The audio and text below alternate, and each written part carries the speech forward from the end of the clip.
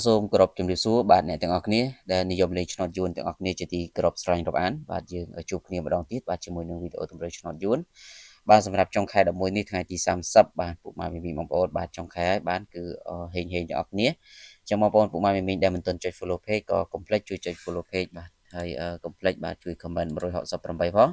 ដើម្បីទទួលបាននៅវីដេអូថ្មីៗជារៀងរាល់ថ្ងៃមុនគេហើយទទួលបាននៅលាសំណាងបាទផងដែរចឹងយើងកុំឲ្យខាតពេលយូរយើងចូលទៅកាន់តម្រុយម៉ោង10កន្លះព្រឹកសម្រាប់ឆ្នោតយួនថ្មីបាទចំពោះម៉ោង10នេះបាទខ្ទង់ដែលល្អសម្រាប់បងប្អូនធ្វើការអូគឺយើងលេខខ្ទង់30និងខ្ទង់10បាទសម្រាប់ខ្ទង់30នេះសូមបងប្អូនពុកម៉ែមីងយក38បាទ36បុក A B C D ហើយចំណែកខ្ទង់10គឺយើងយក10គាត់និង11បាទ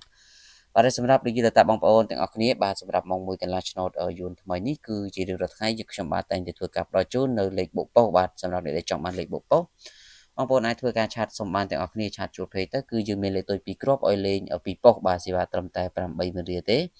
ហើយឆ្នោតចិញ្ចឹមទៅយកសេវាតាមក្រោយអញ្ចឹងបងប្អូនមិនតម្រូវបងប្អូនធ្វើការបងលុយបងកាក់មុនទេបាទ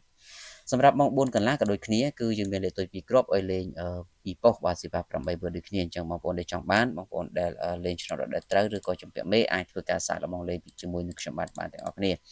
បាទហើយគុណសិស្សរបស់យើងគឺយើងចូលចំតែម្ដងបាទសម្រាប់2ម៉ោងហ្នឹងបាទអញ្ចឹងបងប្អូនទាំងអស់គ្នាអាចលេងទាំងអស់គ្នាបានសម្រាប់ម៉ោង6វិញគឺបងប្អូនសូមយកខ្ទង់40និងខ្ទង់50បាទចំពោះខ្ទង់40យើងបុក44 45ហើយចំណុចឲ្យខ្ទង់50វិញពួកម៉ាមីសូមយក50គាត់51បាទ50គាត់និង51សម្រាប់ធ្វើការផ្សងសំណាងអញ្ចឹងសម្រាប់ថ្ងៃទី30នេះយើងក៏មានតែប៉ុណ្្នឹងទេក៏សូមអរគុណហើយសម្រាប់អ្នកដែលចង់បានលេខកុំភ្លេចធ្វើការឆាតចូលប្រអប់សារទាំងអស់គ្នាជូនពរសំណាងល្អហេងបាទ